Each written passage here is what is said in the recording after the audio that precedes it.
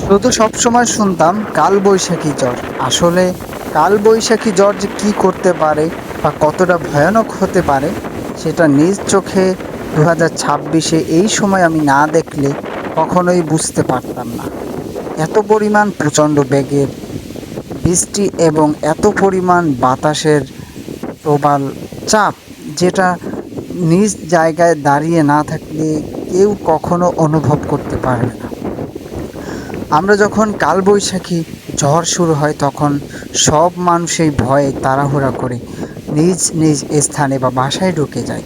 কিন্তু একবারও কি চিন্তা করে দেখেছেন, যদি আপনি কালবৈশাখী ঝড়ের সময় কোনো একটি ব্রিজের উপরে বসে বা একটি নৌকা চালিয়ে আপনি আপনার এই কালবৈশাখী ঝড়ের বাতাসের ভিতরে আপনি চলাচল করেন, তখন আপনার ভিতরের অনুভূতিটা কতটা ভয়ঙ্কর এবং কতটা ভয় পেতে পারেন, যেটা আমি আজ ২০২৬-এ আমি দেখতে পেলাম নিজ চোখে, নিজ জায়গায় দাঁড়িয়ে কালবৈশাখী ঝড় কতটা প্রচণ্ড শক্তিশালী হতে পারে।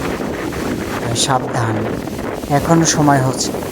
সবাই আমরা সতর্ক হয়ে যাই, আল্লাহকে স্মরণ করি।